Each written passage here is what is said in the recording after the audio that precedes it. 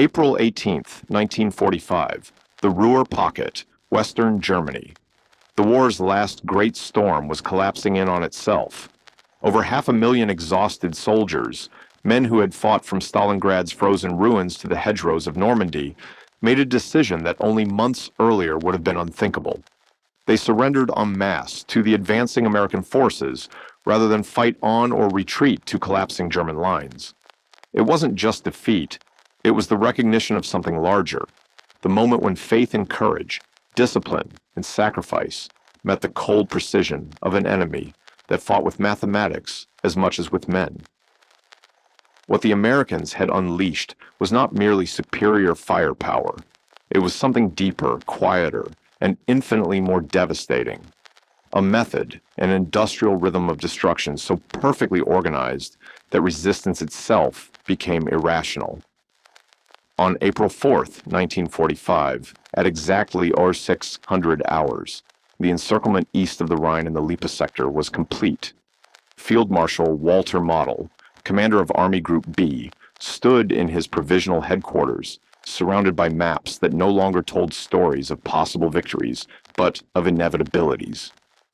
The red and blue arrows, once symbols of maneuver and initiative, now converged into a single, suffocating ring. In just 12 days, American armored spearheads had accomplished what German doctrine had long declared impossible: the complete encirclement of an entire army group, 325,000 combat troops, plus thousands of support units, engineers, and staff. In total, over 430,000 men were trapped inside a tightening steel pocket, roughly 50 miles wide. But it wasn't the numbers that made this moment unique in the long history of war. Germany's armies had been surrounded before, at Stalingrad, at Falaise, in countless smaller pockets, stretching from the steppes of Russia to the fields of France. What made the Ruhr different was what didn't happen afterward. There were no desperate breakouts, no doomed counterattacks, no fanatical stands to the last bullet. Instead, over the next 2 weeks, the largest mass surrender on the Western Front unfolded, and it revealed something that terrified the German High Command far more than any new weapon. Their soldiers had stopped believing in the purpose of resistance. The Americans called their new method vertical envelopment. It sounded clinical, almost mechanical.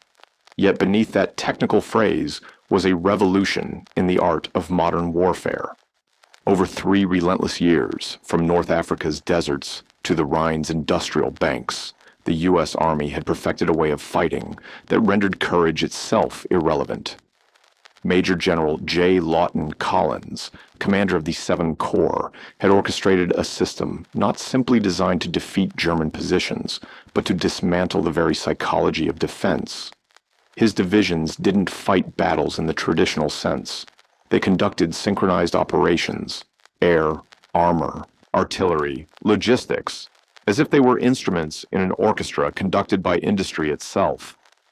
For years, German soldiers had been told a comforting lie: that Americans were soft, untested, and dependent on machines rather than skill or discipline. They had been assured that the Wehrmacht's superior training, its tactical flexibility, and its spiritual endurance would outmatch the material wealth of a nation of consumers. Army Group B contained veterans of the Eastern Front, men who had fought at Kursk and Kiev, who had clawed their way through the meat grinder of encirclements before. These were soldiers who had once broken through Soviet lines by instinct alone. But now, trapped within the Ruhr, that instinct led nowhere. Within days of the encirclement forming, entire divisions laid down their arms without a fight. By April 18th, when Model formally dissolved Army Group B and released his men from their oath of obedience, over 317,000 had already surrendered. By the time the Americans cleared the last remnants on April 21st, over 325,000 prisoners had been processed, and when the scattered Luftwaffe, SS, and factory defense units were counted, the number likely exceeded 500,000. What the Germans faced was not an army in the old sense of the word. It was an integrated system of destruction. a machine built on principles they had never encountered from the Soviets, nor the British, nor any prior foe. It was a war not of passion, but of precision. Every tank, every bomber, every artillery strike operated as a cog within a greater design. Historians would later call it the first true manifestation of the industrialized battlefield. A war in which resistance was not simply costly, but meaningless. The American strength wasn't a single weapon. It was the seamless synchronization of air power, mechanized assault, mobile logistics, and relentless communication. Each component amplified the others, creating an avalanche of pressure that no human determination could withstand. Every hour of resistance made the next one more futile. In his final dispatch before dissolving his command, Field Marshal Model wrote words that read less like a report and more like an epitaph. The Americans do not fight battles. They stage industrial operations. Our men face not an army, but a system. Courage means nothing when the enemy can predict your every move, answer your every action, and make your position untenable before you even occupy it. 3 weeks later, Model walked alone into a forest near Duisburg. He carried his service pistol and, in a gesture drawn from another century's code of honor, ended his life. His aide, who found him later, recorded his final words. "A field marshal does not surrender, and I cannot ask my men to do what I cannot." But his men had already made their decision. It wasn't cowardice, nor betrayal. It was clarity, a grim recognition that the nature of war itself had changed. The Americans had constructed a kind of warfare that rendered the traditional virtues of courage, tactical brilliance, and endurance irrelevant. You could not outfight a system that had already anticipated every move. You could not outmaneuver an enemy whose reach extended from the sky to every road beneath your boots. And you could not outlast a nation whose supply lines stretched unbroken across an ocean to an industrial heartland untouched by war. The story of the Ruhr Pocket was not about a single battle. It was the moment when industrial warfare reached its final inevitable form, when one side's precision, organization, and abundance rendered the other's valor obsolete. 500,000 German soldiers didn't surrender because they had been defeated in combat. They surrendered because they had been out-evolved. Ironically, the doctrine that failed them in April 1945 had once been the engine of their triumphs. The Wehrmacht had risen to power on the back of a revolutionary military philosophy, one that prized speed, concentration of force, and the independence of its officers in the field. The concept, Auftragstaktik, mission-type tactics, gave every commander from general to lieutenant the freedom to adapt, improvise, and act with initiative toward a common objective. A German platoon leader could often react faster to a changing battle than an American colonel waiting for orders. This decentralized system had allowed the Germans to outmaneuver larger enemies again and again in Poland, in France, in the Balkans, in the opening chapters of Barbarossa. Their soldiers were trained not merely to obey, but to understand. Even a German squad leader possessed a level of tactical awareness that many Allied officers could only envy. A handful of well-trained men, operating with autonomy, could achieve results that seemed disproportionate to their size or resources. And for a time, it worked brilliantly.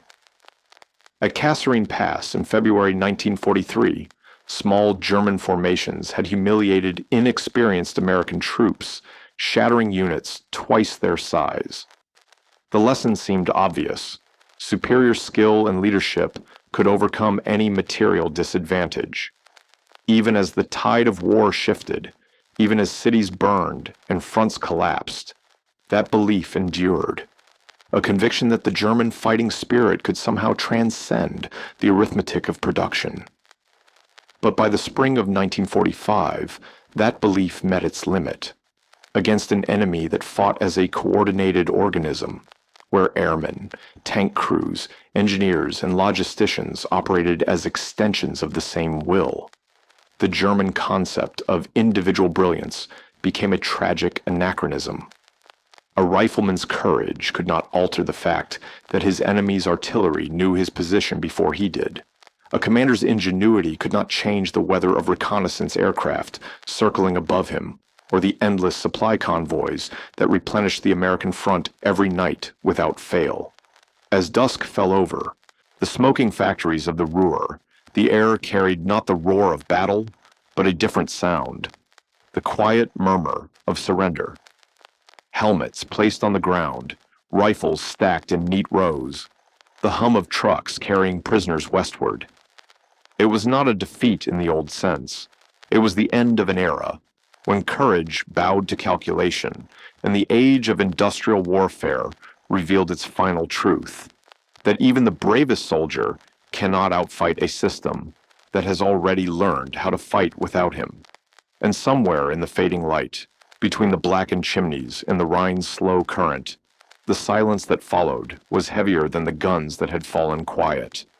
April 18th, 1945, the Ruhr Pocket, Western Germany.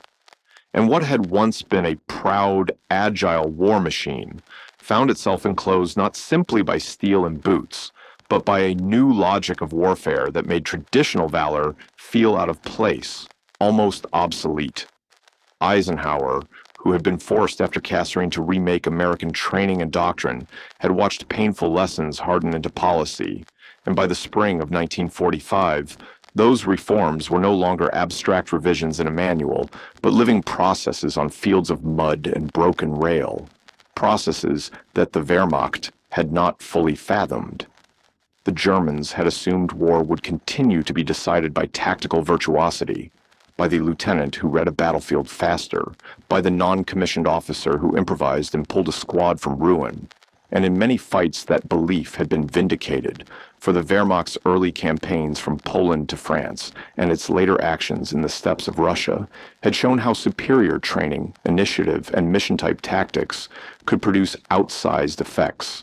But there was a blind spot in that doctrine. It relied on a world in which resources, time, and maneuver space mattered more than industrial choreography.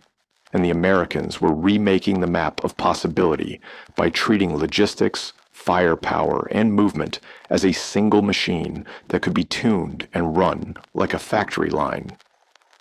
What the Germans failed to grasp was that the United States had entered a phase where they were not simply trying to win individual firefights. They were constructing an operational system designed to make those firefights irrelevant. And the transformation between 1943 and 1945 was less an upgrade in training than a wholesale redesign of how armies were assembled, fed, directed, and sustained. Imagine, if you will, supply chains not as a dusty background task, but as the rhythmic heartbeat of an army, delivering 26,000 tons of material a day to the front. Ammunition flows so constant that artillery could rain a burden of ordnance in an hour heavier than a German corps could manage in a day, and railheads and fuel dumps choreographed with the same discipline as an industrial plant. That was the American advantage the German staff journals struggled to internalize, and when that advantage met German, tactical excellence. The result was not equals clashing, but mismatched categories colliding.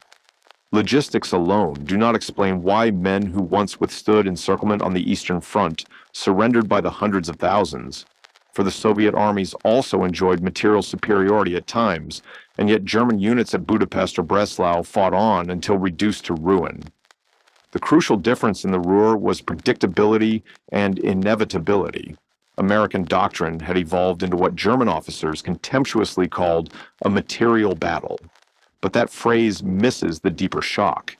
The Americans had built a mechanism by which any German action triggered a planned, overwhelming response. Forward observers could call for fire and see whole neighborhoods drown in smoke within minutes. Tactical air, routed through efficient control, could be overhead an hour later. Armored thrusts were supported by engineers and logistics in a way that turned maneuver into choreography rather than gamble. The result was a theater in which initiative mattered less than being one node in a network that could resolve problems by weight and speed rather than by individual brilliance. Colonel General Alfred Jodl, operations chief at the German High Command, penned a diary entry in March 1945 that read like a cry from a lost paradigm. Against the Americans, our tactical doctrine has become a prison. Every principle that served us well now works against us. Our flexibility is meaningless when the enemy prepared responses to every option. Our initiative is rendered futile when every action triggers overwhelming retaliation. Those words explain as much as any statistic why divisions full of veterans folded in the Ruhr, not because courage failed, but because the conceptual frame of their fighting, the battlefield as contest of skill and daring, had been replaced by a system that neutralized skill by anticipating it and overwhelming it on every flank. Army Group B was not a ragtag assembly. It contained hardened formations, the 116th Panzer Division, the 3rd Panzer Grenadier Division, the 338th Infantry, units that had bled in Sicily, Italy, the hedgerows of Normandy, and the freezing plains of the East. Generals like Günther Blumentritt and Field Marshal Walter Model did not underestimate the enemy.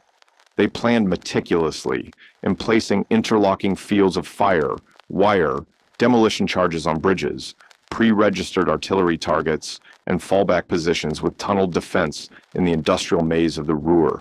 Terrain should have helped them. A tangle of factories, canals, minefields, and urban blocks that, in an older war, would have led a smaller force channel and attrit a larger one. Their maps were filled with contingency, and their plans assumed the mathematics of attrition, that a prepared defender could exact 3 to 5 attackers for every defender lost, thereby making a grind too costly to wage. Stockpiles of ammunition lay like iron. Insurance, food was consolidated, medical facilities designated, communications chained into resilient nets. On paper, they had the script for prolonged resistance. Yet every assumption contained a fatal omission. The Americans were no longer fighting in accordance with those old scripts. They had become not merely an army that could bring pressure, but a processing system that could absorb and neutralize defensive geometry by sheer operational depth. When the encirclement closed on April 4th and the pocket tightened, what the Germans met was not merely combined arms in practice, but a scale of combined response where the availability of replacement trucks, forward air controllers, mobile repair units, and prearranged artillery concentrations meant that positions could be rendered untenable before they were ever properly held. American logistics reached forward not as delicate tendrils, but as a steel lattice, and German commanders found their choices narrowing as if the terrain itself had turned against them. They had trained for battle. The Americans had come to process combat into an industrial rhythm. This is not to reduce the Ruhr surrender to a matter of spreadsheets. Human beings inhabit the machine, and those human calculations, fear, exhaustion, the erosion of belief, are critical. The men in the pocket had seen what the Americans could do: sound reconnaissance overhead, artillery answering with clockwork speed, armor appearing where maps suggested none would be, supply lines that kept pressing the advantage, and above all, a relentless certainty that resistance would not change the course of events.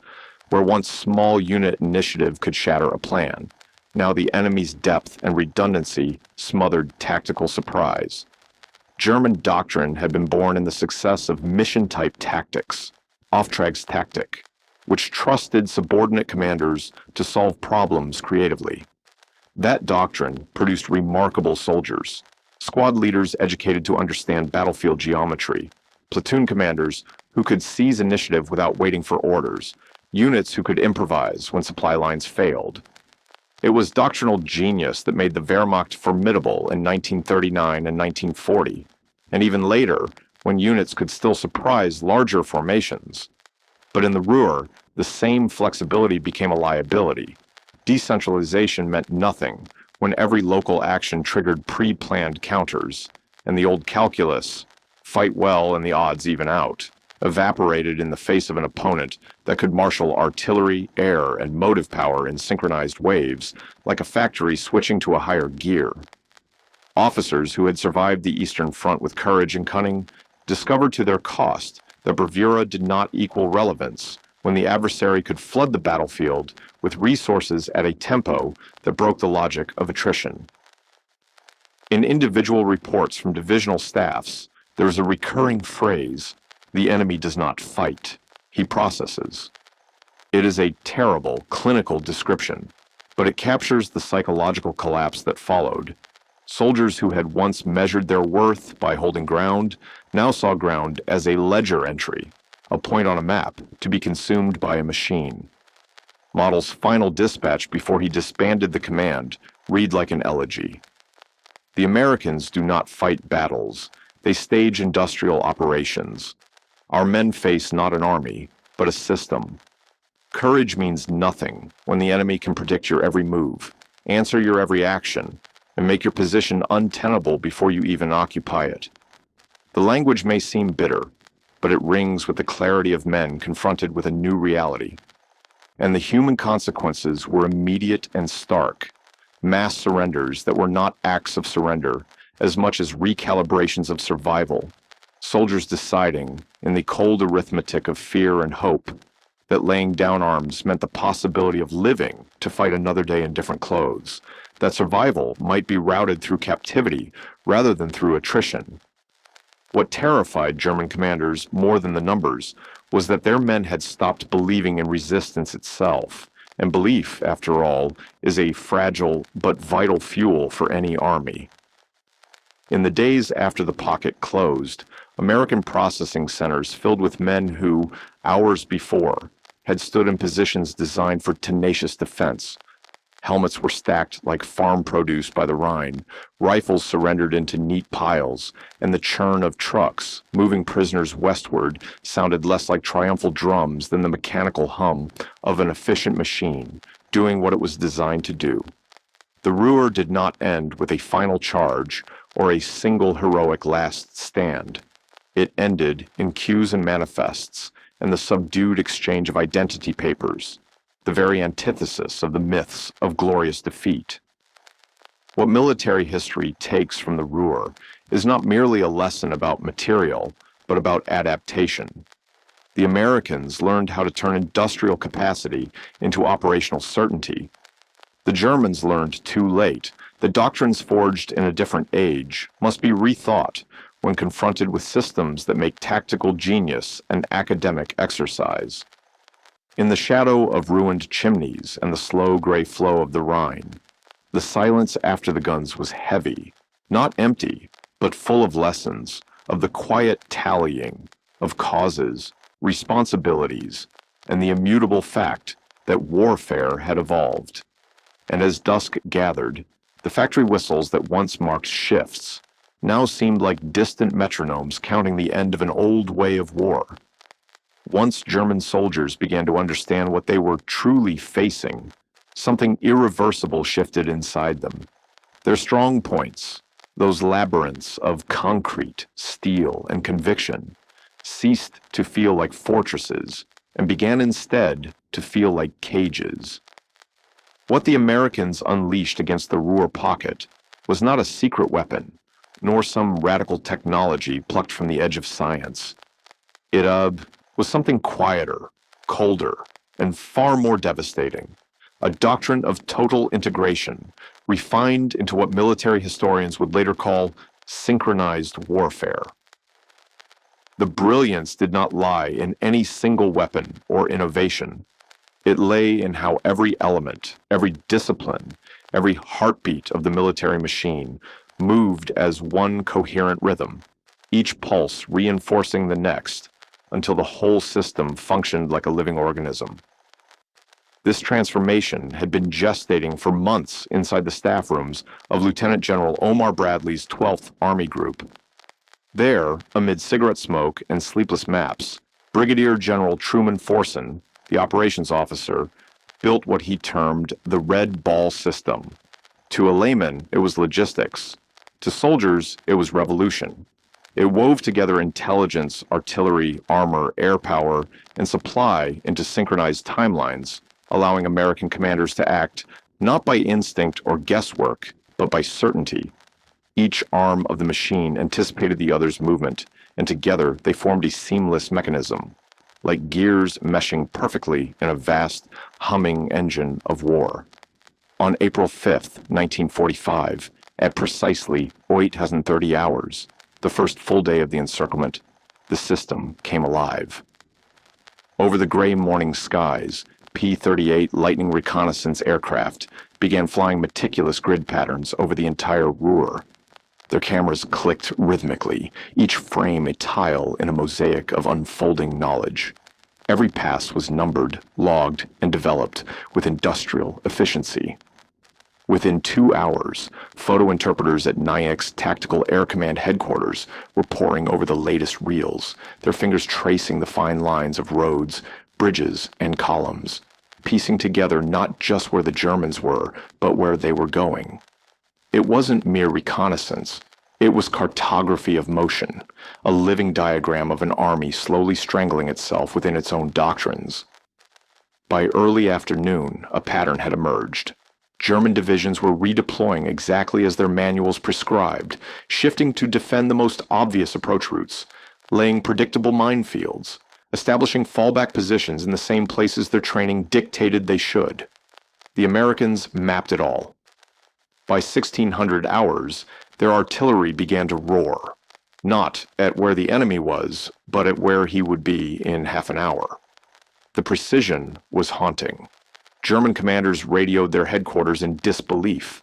To them, it seemed as if the Americans had acquired a kind of mechanical foresight.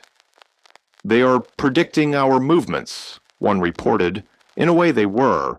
The Americans weren't reading minds, they were reading patterns. When the Germans tried to adapt, changing routes, moving at different times, using cover of darkness, new aerial photographs documented those shifts, and artillery algorithms adjusted accordingly. The sky seemed to be watching always, and that awareness weighed heavily on the men below. After-action reports from those first few days often repeated one word: uncanny. American shells found columns that thought themselves hidden, struck crossroads newly chosen, fell upon bivouacs within hours of their formation. German supply trucks began burning not because they were spotted, but because their timing had become predictable. Behind this eerie precision was Colonel Edwin Luther, 7th Corps' artillery commander, whose innovations in time-on-target coordination had elevated American gunnery into an art of near simultaneity.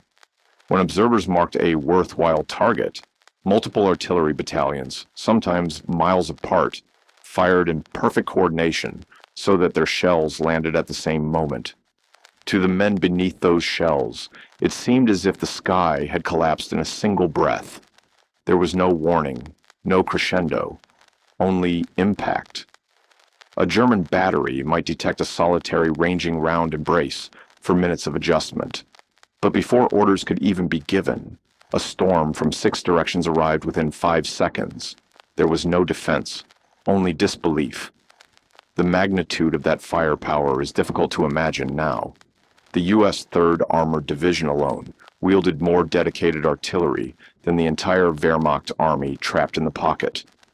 When 7th Corps called for full-scale support, over 300 guns answered in a single, synchronized mission.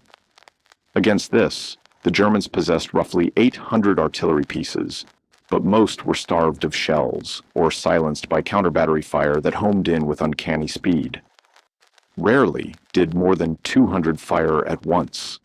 Their thunder had become a whisper. Yet the artillery was only the anvil. The hammer was tempo. American armored columns did not attack positions. They bypassed them. Where German doctrine demanded defense in depth, the Americans simply rendered depth meaningless. Their radio networks, tied seamlessly to aerial reconnaissance, turned the battlefield into a transparent map. Within hours of German redeployments, American tanks found the seams, the unguarded bridges, the thinly held ridges, and plunged through before reserves could respond. It was warfare by momentum, not attrition. On April 7th, reconnaissance spotted a narrow gap, scarcely 4 kilometers wide, southeast of Ham. Within 3 hours, the 2nd Armored Division's Combat Command A had driven an entire column through it, advancing 15 kilometers and cutting the main supply line for 2 German divisions. The men trapped behind that breach didn't realize they were cut off until their supply convoys failed to return. By then, American blocking forces had already sealed every exit like doors in a burning building. No grand battle marked the moment, just silence, radio confusion, and the slow tightening of the noose. This, more than firepower, was the essence of synchronized warfare. Tempo so relentless that decision-making itself became obsolete. German doctrine, proud and precise, emphasized rapid response, Schnelle Entschlusskraft, the quickness of thought and deed. But against this new system, speed was meaningless. By the time orders traveled from headquarters to the front, the battlefield had already moved on. Lieutenant Karl Godam of the 116th Panzer Division recorded in his journal on April 9th, "We are always fighting the shadow of yesterday. Commanders give correct orders for circumstances that no longer exist. When they reach us, the Americans have already changed everything. We are fighting ghosts." His words captured the quiet despair of men who still believed in tactics, but now lived inside a war run by physics and process rather than will or courage. Of course, it was not perfect. American units still bled. They still met stubborn resistance at bridges, crossroads, and factory districts. There were moments, brief, sharp, when German veterans turned intersections into infernos and inflicted heavy casualties. But these were sparks against a tide. A German company might hold for 6 hours, inflict losses, even drive off an assault, only to find themselves surrounded by nightfall, their proud victory erased by a map line drawn elsewhere. The Americans didn't need to win every fight. They simply needed to keep the machine running. By April 12th, that machine began to show its full effect. The collapse that followed was not explosive, but cumulative, like a great structure groaning before it gives way. German signals intercepted by American intelligence tell the story in tone, not numbers, confidence turning to confusion, confusion to silence. At first came curt reports, position secure, awaiting orders. Then, hours later, supply delayed, communication disrupted. Then, enemy movement on flanks, withdrawing to secondary line. And finally, no message at all. Radio operators simply stopped transmitting. They were either captured, dead, or waiting quietly for the inevitable. By April 14th, whole battalions began surrendering without contact. They simply walked out of their fortifications, hands raised, rifles slung uselessly on their backs.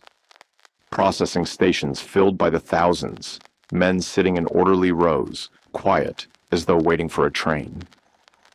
The 9th Panzer Division, once among the Wehrmacht's proudest armored units, became the most telling example. On April 10th, it was still intact. 47 operational tanks, over 4,000 combat-ready men. General Harold von Elverfeld, its commander, ordered counterattacks to restore the lines. 3 days later, after endless hours of maneuvering under unbroken air and artillery fire, he sent a final message to Army Group B. "Every movement draws immediate fire. Every concentration brings air attack. We advance 500 meters. And American armor appears on our flanks. We cannot maneuver. We can only die in place or surrender." On April 15th, von Elverfeld chose surrender. 38 tanks still ran. Ammunition remained for 2 more days. He did not yield because his men lacked courage, but because courage itself had lost its meaning. During interrogation, he said quietly, almost apologetically, "I did not surrender because we were beaten. I surrendered because fighting had become murder. I could achieve nothing except the death of my men." And that, more than all the shattered armor and burned-out towns, marked the real victory. The Americans had built not just a system of logistics or tactics, but a system that rendered the very concept of resistance irrational. They had learned how to wage a war that ended not with annihilation, but with acceptance. The guns fell silent, not from exhaustion, but from understanding. And as twilight settled over the Ruhr, its factories quiet, its railways empty, you could almost hear the faint hum of that machine winding down, like a great engine finally coming to rest. The psychological studies conducted by U.S. Army psychiatrists on surrendered German troops revealed a haunting pattern. Voices that spoke not of rage or defiance, but of exhaustion and something deeper still, helplessness. A kind of despair unfamiliar even to men who had endured the worst that the Eastern Front could inflict. Against the Red Army, they said, there had always been the possibility, however faint, that courage, cunning, or a single act of audacity might change the tide, might snatch survival from chaos. But against the Americans, nothing they did mattered. Every maneuver, every act of bravery seemed to dissolve into futility. One sergeant, a veteran of Stalingrad, told his interrogators quietly, almost apologetically, "Against the Russians, a brave man might live. Against the Americans, bravery just meant dying for nothing." It wasn't said with bitterness, only with the stunned honesty of a man who had seen courage stripped of meaning. That sentence echoed across hundreds of interviews. To men raised in a martial tradition that prized tactical initiative and heroic spirit, it was shattering to face an enemy who rendered both irrelevant. The industrial dimension of American warfare, the sheer impersonality of it, was something no German soldier could fully grasp until they witnessed it. When an American platoon lost men, replacements appeared within days, strangers stepping wordlessly into the ranks as if the war itself had conjured them.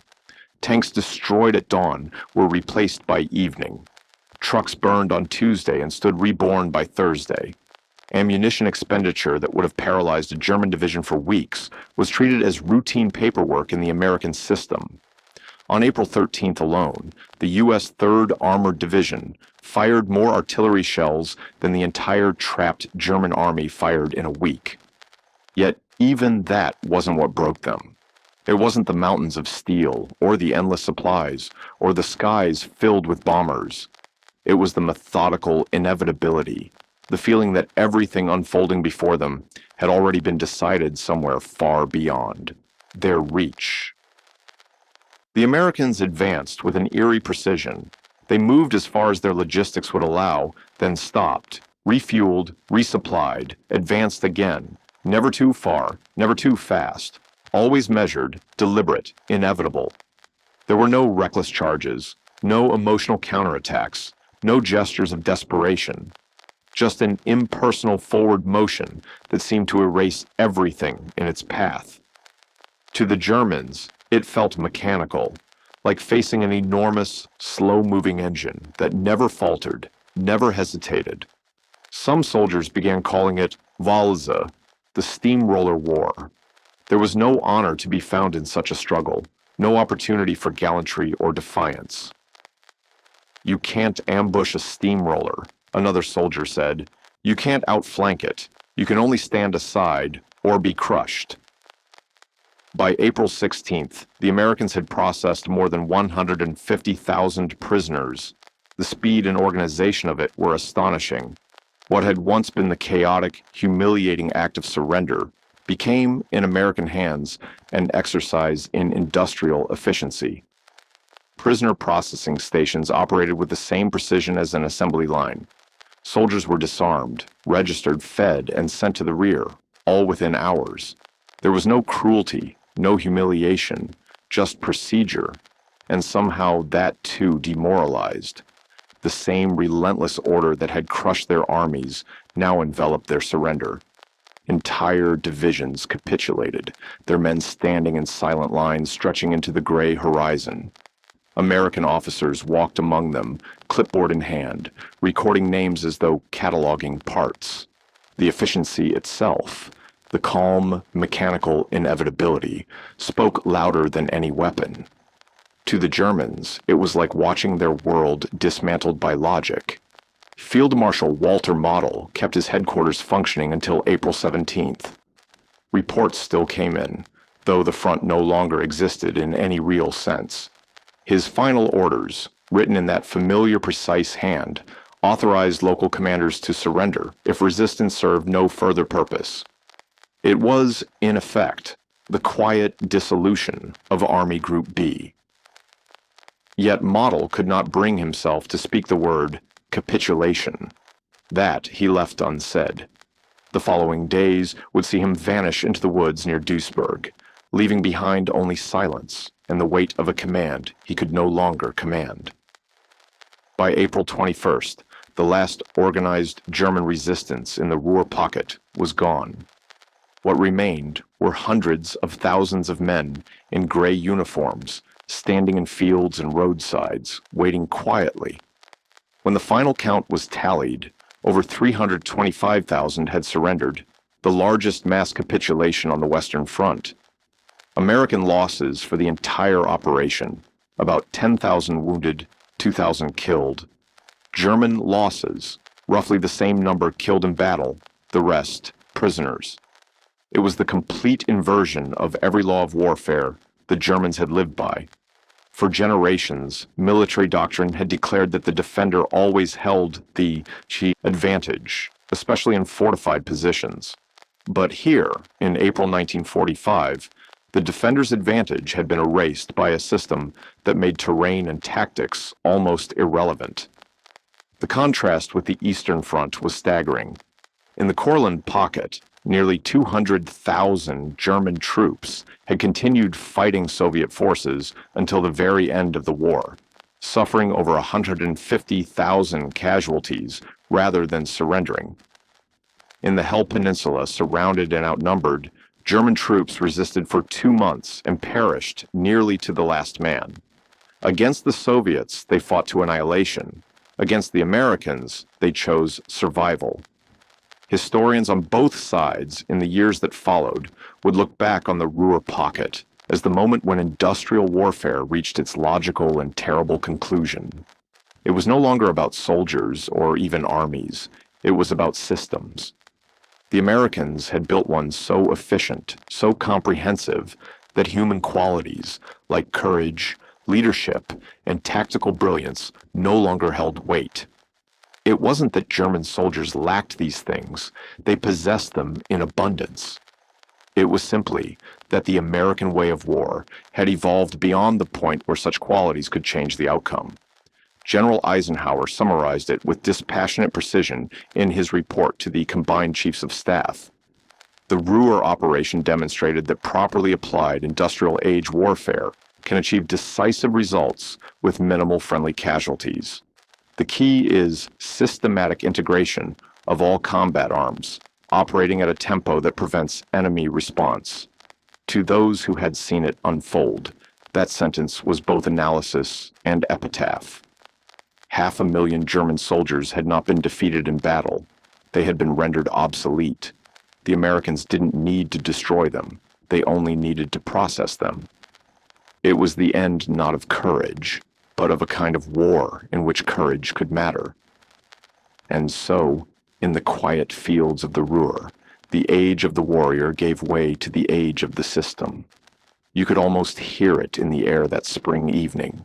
The distant clatter of trucks, the low hum of engines, the endless shuffle of boots on gravel, as the machinery of war rolled on, steady and impersonal, into the future.